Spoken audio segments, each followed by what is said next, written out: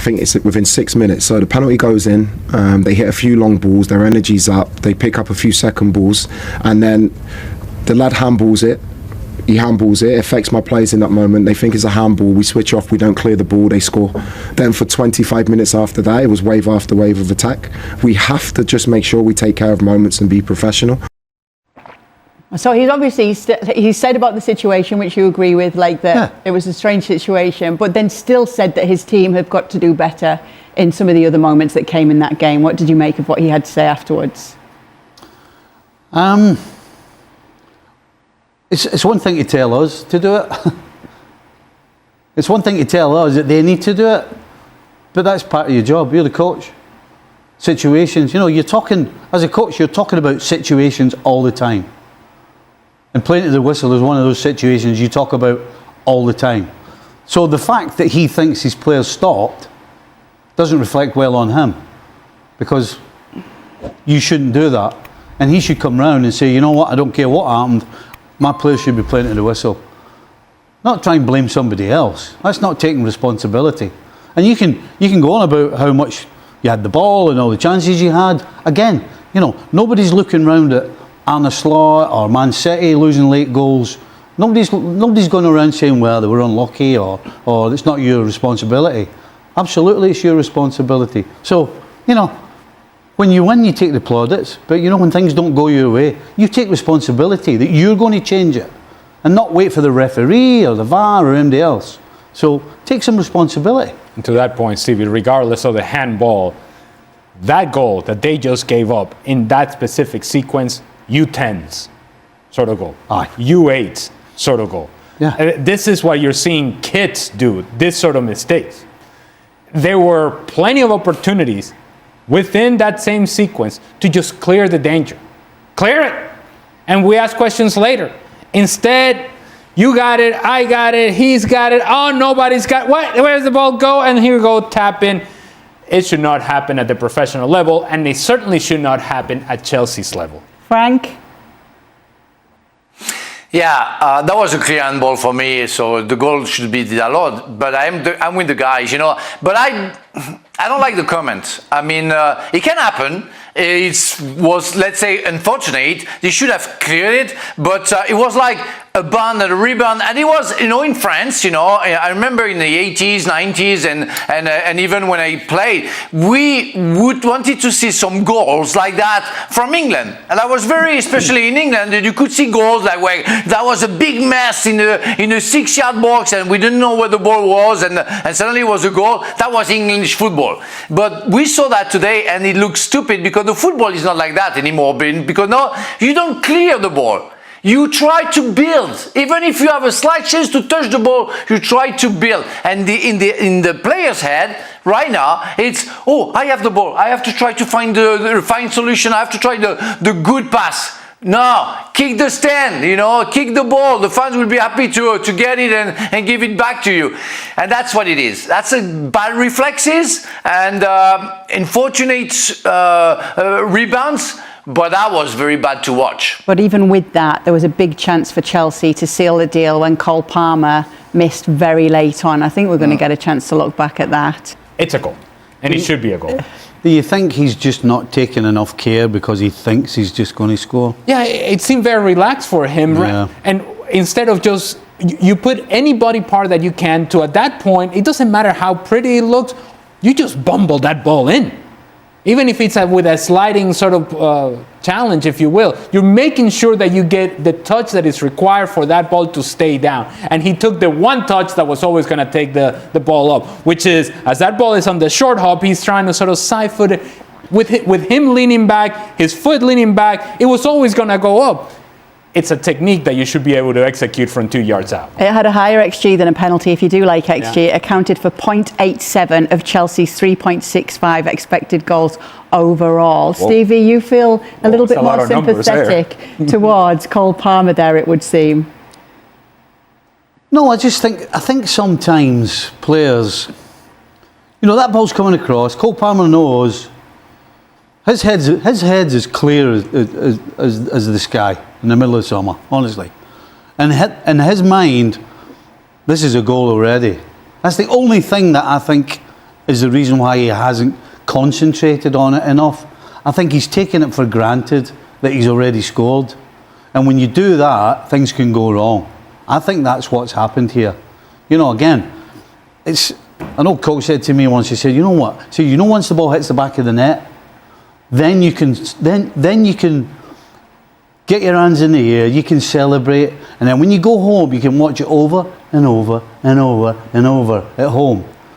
But you can do all that once it's in the back of the net. I think he's thought he's already scored, and just taking a little piece of concentration off it, and it ends up over the bar. And you can see it in his face. He's trying to figure it out. So, Mr. Chelsea, the day after now, how are you feeling overall about this result for the Blues? Well, it's a big frustration because it shouldn't have happened in any cases, and what we saw with Palmer is exactly what we saw when they conceded the second goal. So, you know, maybe being unfortunate if you don't want to find any solution. Let's say that I would have been in Palmer's situation as a defender. I would have maybe tried to tackle the ball to make sure it doesn't fly up. That's maybe the reflex I would go. Maybe the forward player, they are more style, more confident about their football, so they think they can do it. But it's a nightmare. That guy will remember this situation for the rest of his life. In 2001, I played against Australia. I had a header, the easiest header ever to score with, and I decided to, instead of heading it, just maybe deflect it because I was enough. It went just out. I was a yard away like Palmer, and I still wondering how I did that, how I was capable of not scoring. That's insane. And I think Cole, because he's a real professional player, will wonder for the rest of his life that how he couldn't get the 3 points for his club. Yeah, the good thing is it's not haunting Frank all these years later. Definitely turned the page. It's good. All right, Frank, we need to talk about another Frank today, Thomas Frank, who's departed ways with Tottenham Hotspur. Are you surprised? I'm not, because I think the board needed to take a decision because it didn't work. But I'm kind of sad, and I don't know, something's going in my head. I say that guy has been so good the past seasons, you know, with his former club. How come he cannot transfer that to Tottenham Spurs? But we have seen that with many coaches at Spurs the past season. So maybe the players have to take some responsibilities in that matter, because you cannot be that good and be that bad the season after, even if you change the club. You know, your philosophy, your tactic, the way you want your players to play is kind of the same, because you want to keep, and you have a better personal so-called individuals than your former club, but it doesn't work.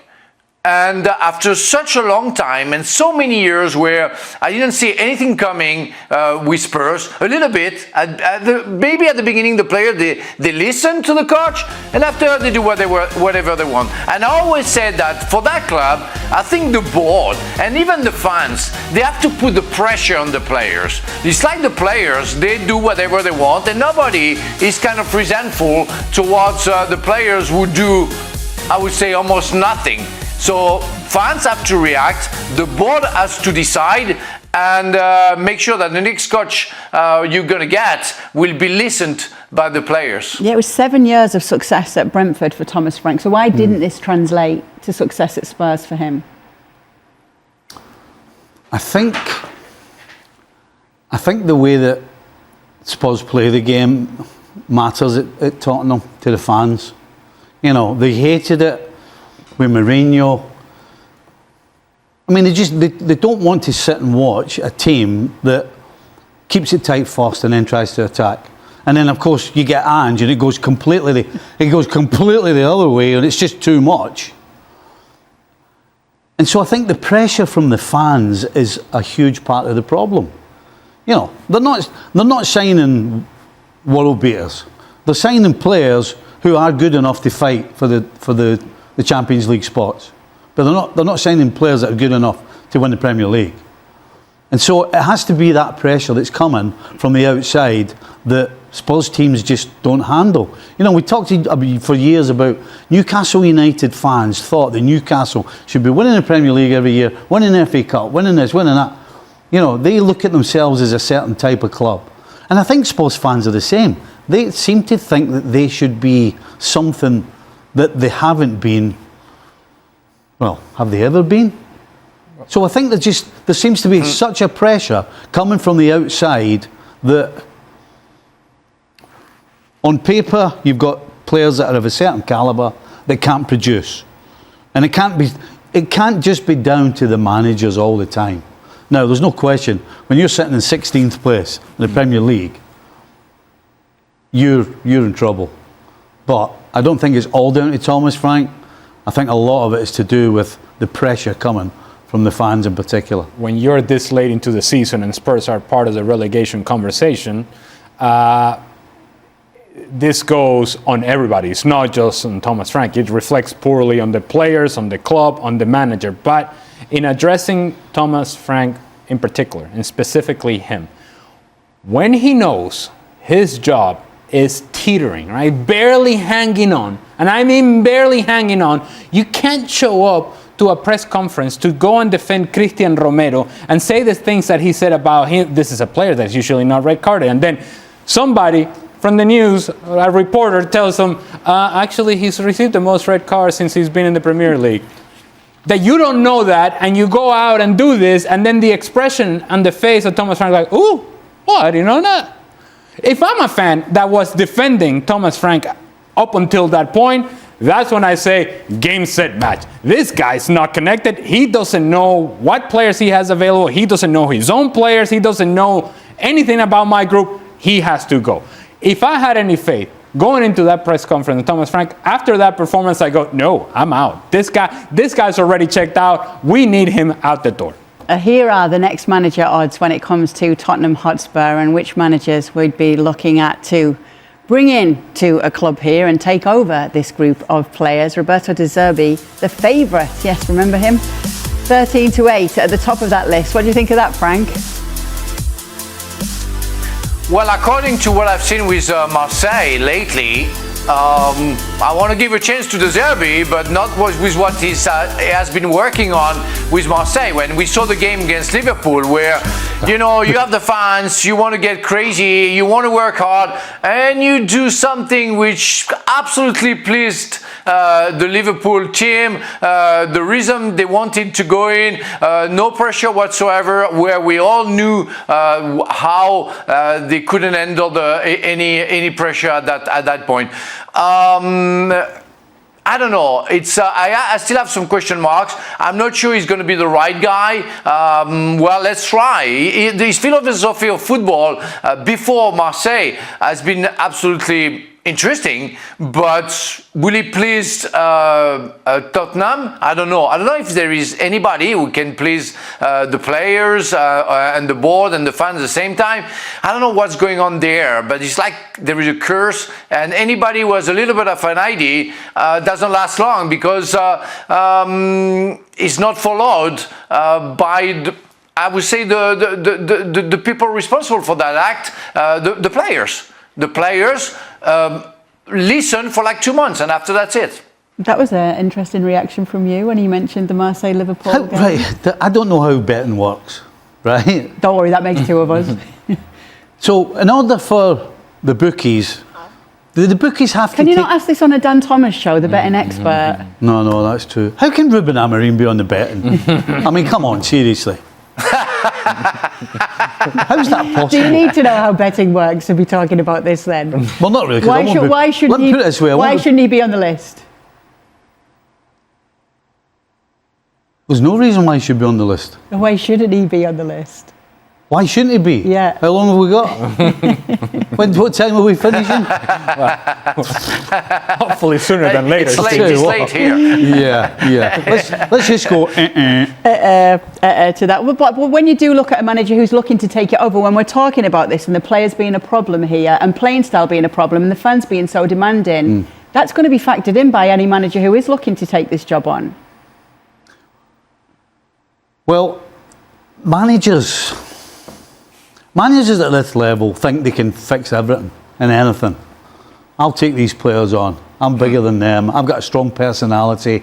I can do this. I'll sort them out on the field. I'll sort them out on the training pitch. I'll sort them out disciplinary. Any action they want to try, they're not beating me.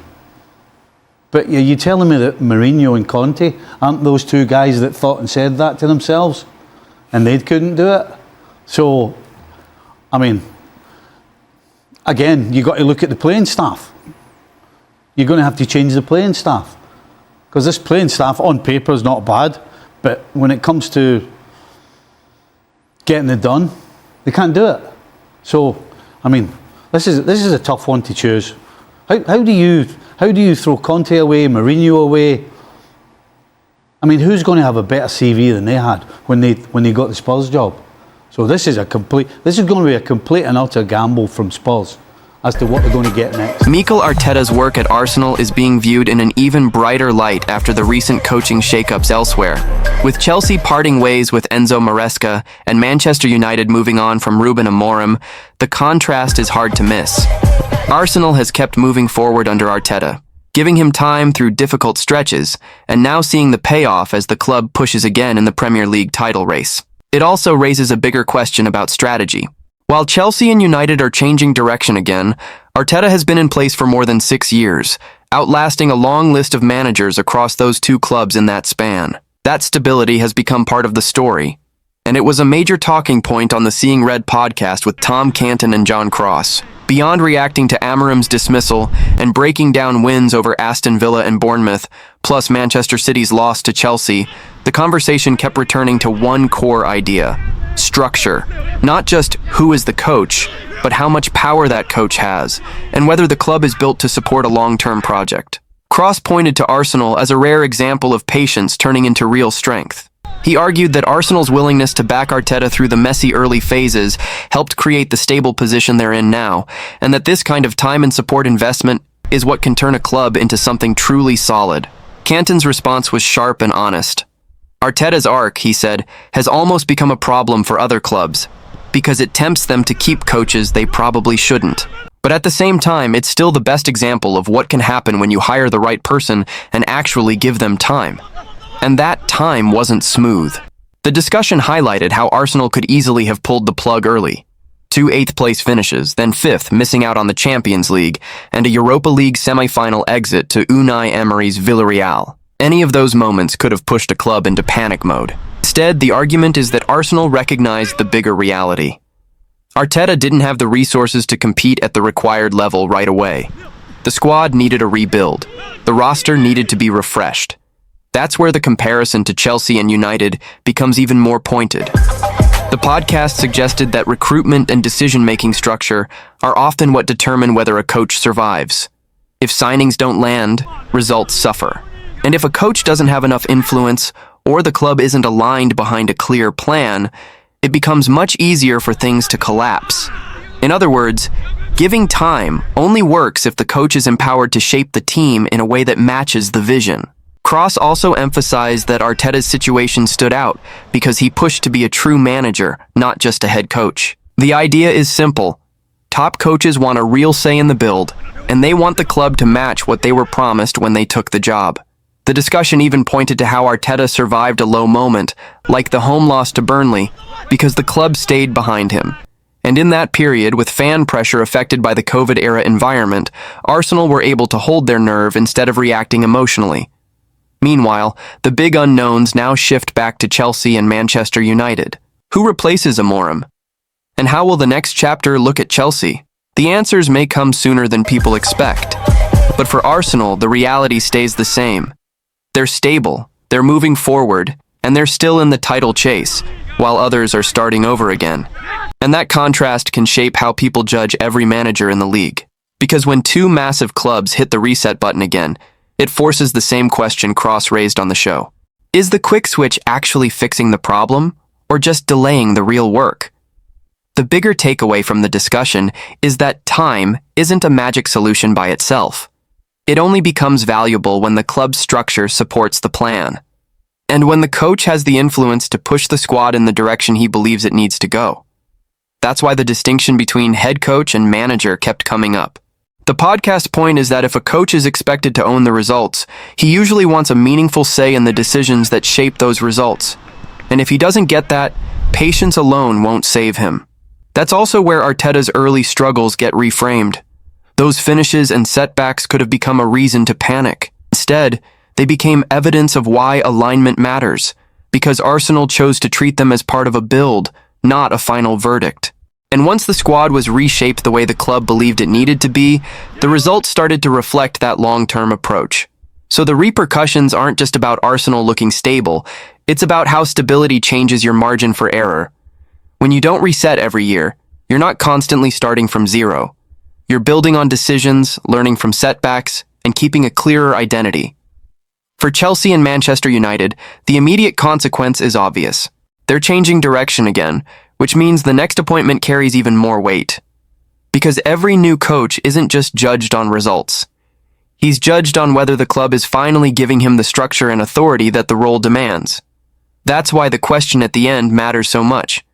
Who will replace Amorim, and how will Liam Rosenior do at Chelsea?